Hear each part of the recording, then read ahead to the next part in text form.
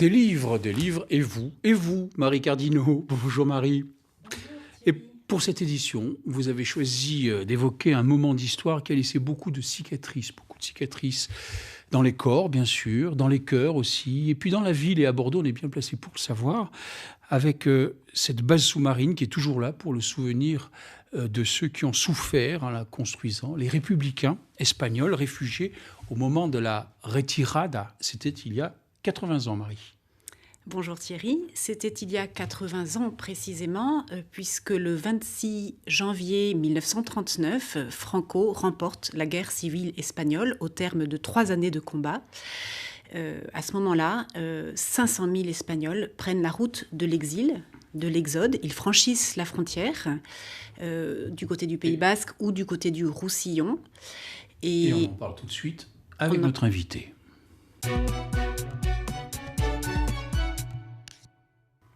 Il y a 80 ans, donc, on sonnait le glas. Pour qui sonnait ce glas? Question simple, Marie, donc. Comme je vous le disais tout à l'heure, pour 500 000 Espagnols exilés. Et parmi ces 500 000 Espagnols exilés, un couple, Carmen et Emilio, dont Christian Bellingar a choisi de parler dans un livre paru aux éditions Sud-Ouest il y a quelques jours et paru à l'occasion de l'anniversaire du 80e année de la retirada. Christian Bellingar, vous êtes ancien journaliste à France 3 et vous avez mené une enquête historique et intime pour retrouver l'histoire de ce couple. Est-ce que vous pouvez nous dire en quelques mots quel a été leur itinéraire et pourquoi vous vous êtes intéressé à eux? Le pitch, c'est ça, pitch du livre. Alors, merci de m'accueillir. Pour commencer, effectivement, je me suis intéressé à cette histoire à la suite d'un premier livre où j'avais retrouvé un certain José Gonzalvo, dit Petit Pierre dans la Résistance en Périgord. Et ce personnage connaissait bien Emilio et Carmen. Donc, me parlant d'eux, il m'a incité à vouloir découvrir leur histoire. Mon premier livre était centré uniquement sur la biographie de José Gonzalvo. À partir du moment où j'ai poursuivi mes recherches, j'ai eu d'abord un extraordinaire coup de cœur parce qu'en 2013, le fils aîné d'Emilio et Carmen est venu en Périgord pour retrouver les lieux sur lesquels il avait passé clandestinement 1 an et demi dans la Résistance avec ses parents. C'est-à-dire qu'il était caché dans un hameau perdu de la commune de Sarlande, tout près de Saint-Thierry-la-Perche. Et donc, il était là. Il n'avait pas le droit de s'exprimer parce que sa mère l'interdisait, étant donné qu'il était espagnol. On ne voulait absolument pas que la langue espagnole soit entendue de peur d'attirer les représailles, puisqu'il faut savoir qu'à cette époque-là, fin 1943 et 1944, la milice et les Allemands patrouillaient sans arrêt dans ce secteur-là et ont commis énormément d'atrocités. Et à ce moment-là, vous ne saviez pas que vous alliez mettre la main, si j'ose dire, sur une histoire aussi romanesque, aussi extraordinaire que cette histoire de ce couple, Carmen et Emilio. Absolument. C'est une histoire, comme vous le dites, vous avez levé un lièvre, comme on dit dans le métier, là. Voilà, vous êtes journaliste. Modestement, oui, parce que j'ai eu la chance donc de retrouver le fils aîné du couple Emilio-Carmen, mais aussi, à la suite de cette rencontre, j'ai pris la décision de rechercher le maximum de renseignements possibles, recueillir des témoignages. Et c'est là que j'ai retrouvé les cahiers d'Emilio, rédigés en espagnol, confiés par Emilio Alvarez en 1977 à un certain Eduardo Pons Prades, historien espagnol très connu, qui s'est beaucoup intéressé justement à ces Espagnols venus en France participer à la résistance. L'exemple le plus connu, bien sûr, c'est la Nueve. Vous savez, avec le maréchal Leclerc, on défilait un certain nombre de chars sur lesquels était inscrit le nom des batailles célèbres de la guerre civile, Belchite, Teruel, etc. Et donc, c'est à partir de ce moment, découvrant les cahiers d'Alvarez, qui sont donc, encore une fois, terminés en 1977, 4 cahiers, c'est extraordinaire. Il a refait complètement son parcours, à la fois militaire, mais aussi familial. Tout commence à Madrid. Tout commence à... Je vous coupe un peu parce qu'il y a un livre qui est là, il faut le lire, qui raconte l'histoire. Donnez-nous envie de le lire. Tout commence à Madrid. Emilio est en prison, évidemment. Oui. et Carmen le rencontre. Elle est visiteuse de prison, je crois. On dit ça aujourd'hui comme ça, mais c'est pas exact. Vous avez résumé. Une prison modèle. Alors, c'est une immense prison à Madrid, le Carcel Modelo, effectivement. effectivement. Et il se trouve que Carmen visite les prisonniers politiques. C'est le cas de son futur mari, Emilio. Il est prisonnier politique car il s'était investi dans le journal Le Mundo Obrero, pour lequel il travaillait comme distributeur de journaux. Il a fait la propagande de ce journal. Mais ça ne plaisait pas du tout, vous vous en doutez, en 1934, au gouvernement de droite qui était au pouvoir et qui cherchait à éliminer ses adversaires politiques. Donc il s'est retrouvé en prison pour cette raison-là. Et son épouse, qui elle était syndiquée, qui faisait partie du syndicat des couturières de Madrid, Carmen, elle va visiter effectivement les prisonniers qui ont été arrêtés, on va dire, arbitrairement ou pour des raisons politiques. Et donc, ils se rencontrent, ils se voient.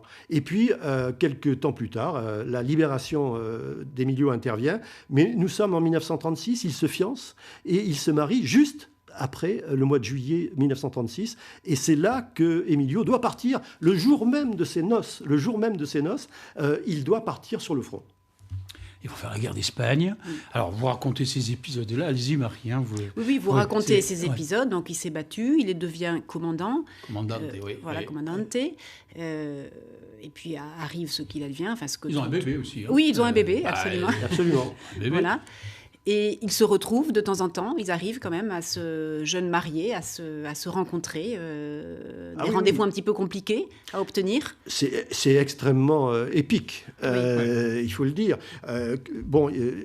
Effectivement, en devenant commandant, Emilio Alvarez a quelques facilités de temps en temps pour revoir son épouse, mais très peu, et c'est très rare. Et finalement, Emilio est blessé à plusieurs reprises pendant la guerre civile, grièvement blessé, il est près de la mort. La dernière blessure grave se situe en Catalogne, en 1939. Il a le temps de revoir son épouse à ce moment-là. La chute de Barcelone. Voilà, c'est la chute de Barcelone. Oui. Et ensuite, il traverse la frontière, mais séparément. C'est-à-dire que Emilio étant officier, il est dirigé vers le camp du Vernet, qui est un camp extrêmement dur, et Carmen à Sarlat, en Dordogne, donc séparé de 500 km. Et il se retrouve grâce à une petite annonce parue dans l'Indépendant. Enfin, on va pas tout spoiler, comme on dit familièrement. J'accélère l'histoire, je suis désolé, j'accélère l'histoire. Il se retrouve, et puis il s'arrête pas là. La résistance après. Puisque c'est la guerre, la Seconde Guerre mondiale éclate, et hop, ils entrent en résistance, l'un et l'autre, après avoir travaillé à la mine, à celle-ci. Oui, alors, je vais vite. Il faut résumer, vous avez raison, le parcours d'Emilio passe par la Provence, on ne va pas en parler, c'est détaillé dans le livre, mais ils arrivent en Dordogne. Et en Dordogne, effectivement, ils sont appelés par un certain José Gonzalvo, dont j'ai parlé au début. Voilà. Parce que José Gonzalvo, c'est lui qui est travailleur du bois en Limousin, qui vient dire à son camarade qu'il a connu dans la mine de Salsigne, il faut que tu viennes m'aider, parce qu'on a énormément de jeunes qui ne veulent pas partir en Allemagne, où on les convoque pour le service du travail obligatoire, et on leur dit il faut venir dans le maquis, mais dans le maquis, il n'y a personne pour les encadrer. Là, on est dans le Périgord vert. On est dans le Périgord. À les limites du Limousin. C'est ça. Voilà, une zone où il y a eu énormément de maquis. Oui. Voilà, et donc, ils vont rentrer au maquis. Il y a deux maquis. L'armée secrète, qui est d'obédience gaulliste, et les FTP, qui sont d'obédience communiste. Oui. Alors, il se trouve que Gonzalvo avait rejoint quelqu'un d'obédience FTP, donc communiste, et qu'ensuite, Alvarez le rejoint aussi et se retrouve aussi chez les FTP. Mais parmi les gens qui ont participé à la résistance, certains Espagnols se sont retrouvés en moins grand nombre, c'est vrai, côté armée secrète également. Il ne faut jamais oublier les deux quand on parle de la résistance, c'est très important. Oui. Alors, effectivement, ils se sont retrouvés dans la résistance l'un et l'autre. Très rapidement, Emilio Alvarez va prendre du grade. On reconnaît ses compétences parce qu'il a été commandant tout de même de l'armée républicaine espagnole. Et lui sait que son épouse est capable de l'aider, et dans des circonstances qui sont parfois extrêmement importantes. Je vais donner un exemple. C'est après la bataille du Mont-Gargan, livrée en Haute-Vienne par un certain Georges Guingouin, qui est la figure de la résistance en Limousin, qu'on a appelé le préfet du maquis. Georges Guingouin donc, obtient un parachutage d'armes très très important, et à partir de là, les maquis autour, dont celui d'Emilio Alvarez, cherchent à récupérer de l'armement. Et ils se servent de Carmen comme agent de liaison pour aller porter des messages dans ce qu'on appelait à l'époque une boîte aux lettres, c'est-à-dire dans un commerce de Saint-Thierry tout à fait neutre, un marchand de parapluies. Ce marchand de parapluies jouait évidemment double jeu au profit de la résistance. Alors vous racontez merveilleusement, ce livre est merveilleusement raconté, Marie, c'est épisodisant. Alors je résume un peu, une première partie de vie, ils se connaissent à Madrid, dans le Madrid un peu avant la guerre d'Espagne, ils font la guerre d'Espagne. Après, ils vont faire la résistance dans le nord d'Ordonne. Et puis la dernière partie de vie, moi, c'est ce que je trouve presque de plus beau. Ben voilà, la guerre s'arrête. Et qu'est-ce que va faire Emilio et que vont faire Emilio et Carmen? Et ils vont s'installer bien modestement à Gréasque, du côté de Marseille. Et lui, il va prendre un travail à la mine. Ils vont vivre presque dans des conditions... c'est dur, Marie. Le quotidien est plutôt difficile. Absolument. C'est un mélange de cette vie d'héroïsme et de vie tout à fait ordinaire. Alors, oui. Ils ont été de vrais héros. Et puis là, ils finissent comme des gens ordinaires. Comment voyez-vous et comment expliquez-vous ce qu'on pourrait penser être une sorte de contraste dans une vie? Est-ce que c'est vraiment un contraste ou est-ce qu'ils ont vécu dans la continuité de ce en quoi ils croyaient? Alors, Emilio n'a pas eu le choix, il faut bien le dire, à la fin de la guerre. Alors que d'autres camarades de la résistance ont obtenu les honneurs, lui, il a tout de même eu la Légion d'honneur. C'est important de le dire. Il a été convoqué chez le juge pour savoir... Mais avant d'obtenir la Légion d'honneur, il a eu des ennuis liés, alors on peut en parler aussi, à l'épuration. Non, on va pas avoir le temps. Voilà. Donc on a reproché à un certain nombre de résistants d'avoir commis des actes d'épuration. Ils ont comparu devant la justice militaire. Et donc, en ce qui concerne Emilio Alvarez, il a été amnistié et il a ensuite, à la suite de cette amnistie, obtenu la Légion d'honneur. Donc pour lui, les choses ont été plus calmes à partir de 1947, mais il est vrai qu'il a passé une période très très difficile où son épouse parlait de suicide, où les enfants qui allaient à l'école, on leur dit mais vos parents, qu'est-ce qu'ils faisaient exactement? Enfin, il y a eu toute une période très difficile pour eux. Vous savez quoi, Christian? On ne va pas raconter la fin. Vous n'avez qu'à acheter le livre Carmen et Emilio au cœur de la résistance aux éditions Sud-Ouest. Mais vous ne nous quittez pas parce que vous avez autre chose à nous proposer. Marie, Christian est journaliste, on va le faire travailler un peu. Oui, on va parler de son côté. Nous avons eu l'idée d'élargir un petit peu cette petite sélection de livres en proposant des livres qui vous ont inspiré ou qui du moins puisent leur source ou se passent pendant la guerre civile espagnole. Qu'est-ce que vous avez apprécié, Christian, ces derniers mois dans l'actualité littéraire? Alors oui, je vais vous parler de 2 romans qui, moi, m'ont imprégné, si vous voulez. Ce n'est pas directement inspiré par rapport à l'écriture d'un livre, mais c'est imprégné parce que le premier, c'est José Alvarez avec La mort en tenue de bataille.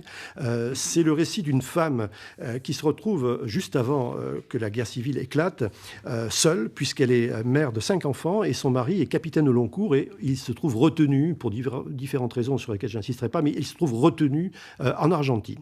Et elle se retrouve donc en Espagne, la guerre civile éclate et comble de malheur. Donc elle est inquiète pour ses enfants et elle décide de les envoyer en France. Mais à ce moment-là, il y a un repas de famille et un ami, entre guillemets, de la famille, qui est en fait dans le camp franquiste, apprend par la sœur de cette jeune femme qui s'appelle Inès, et sa sœur s'appelle Concepción, et Concepción vend la mèche et dit que leur frère, qui s'appelle Pedro, est dans le camp républicain. Et 24 heures plus tard, elles se font tout le monde se fait arrêter et Inès se fait envoyer dans les arènes où on exécute les républicains comme un spectacle. C'est horrible, mais c'est ce qui s'est passé réellement pendant la guerre civile. Et donc là, commence un parcours absolument violent. Certains ont parlé, Pierre Assouline a dit, c'est comme dans un tableau de Goya pour montrer la force de cette violence. Mais c'est ça, ce qui s'est passé, c'est que c'est énorme comme situation. Et cette femme courageuse traverse cette guerre civile. Elle constate la violence, non seulement dans le camp franquiste, mais aussi dans les brigades internationales qui liquident leurs propres déserteurs. Vous voyez, elle fait bien la part des choses, mais bon, la violence, elle est quand même très, très, très forte du côté franquiste. Et ça va être pour elle un calvaire pendant 3 ans. Et puis un deuxième ouvrage rapidement, Christian, Malavida. Malavida, alors c'est le titre de la chanson de Manu Chao, qui a été repris par un journaliste du Courrier international qui s'appelle Marc Fernandez. Et Marc Fernandez, il s'est inspiré d'un fait divers qui est absolument intéressant, et d'un procès, c'est le procès des bébés volés. Vous savez que le premier procès a eu lieu le 6 octobre ou 8 octobre, je crois, 2018, donc il y a quelques temps. Récent. Voilà. Mais il y a une dizaine d'années que le scandale a éclaté, on n'en a pas beaucoup parlé, et Marc Fernandez, il a eu l'idée de faire un roman policier pour expliquer comment l'affaire avait pu éclater et comment certains avaient pu se débrouiller. Alors, il y a un journaliste de radio qui joue un rôle dans le roman très important. Il y a un juge et il y a une avocate. Ces 3 personnes se débrouillent pour faire éclater cette affaire des bébés volés. Voilà, c'est une affaire quand même qui est très sombre. Pour résumer ce que c'était au départ, à partir de 1900... la fin de la guerre civile, 1939, Franco s'en prend aux républicains, mais d'une manière cruelle. C'est de l'épuration, on va dire, politique. C'est-à-dire qu'il organise un trafic d'enfants en volant des nouveau-nés et en les vendant à des familles qui sont en attente d'adoption. Et donc, c'est ce qui s'est passé pour le procès donc, du mois d'octobre. Une dame de 49 ans est venue dire qu'elle était une enfant volée. Et le tribunal a reconnu la réalité des choses. Oui. Merci, Christian. Pour finir, vous avez 1 minute pour un trésor. Oui. Un trésor 1 minute, Maxi. Qui nous vient des archives du journal Sud-Ouest qui ont ouvert leurs portes récemment au public. Et dans ces archives figure un certain nombre de photographies de Georges Berniard, qui a été grand reporter au moment de la guerre d'Espagne et qui est quasiment à la hauteur, dont les photos sont quasiment à la hauteur de celles de Capa ou d'autres photographes, Cartier-Bresson, voilà, absolument. Ce sont des photos prises à hauteur d'homme, réalisées pendant ces reportages en Espagne pendant la guerre et au cours de l'exode donc des Espagnols après la victoire de Franco. Toutes ces photos, elles sont à votre disposition sur le site de Sud-Ouest, sudouest.fr, avec l'onglet archives. Il faut saluer le travail de Catherine Lafont et des équipes là-dessus. Et puis, à la rubrique portfolio, voilà, de magnifiques photographies pour vous, que vous pouvez trouver sur le site de sudouest.fr en lisant Carmen et Emilio, au cœur de la résistance, un magnifique ouvrage de Christian Bellingard que nous remercions. Un mot pour dire que Bernard Revière-Yego l'a préfacé et je tiens à lui rendre hommage parce que c'est quelqu'un de remarquable. Merci Christian, merci Marie, merci à tous, à bientôt.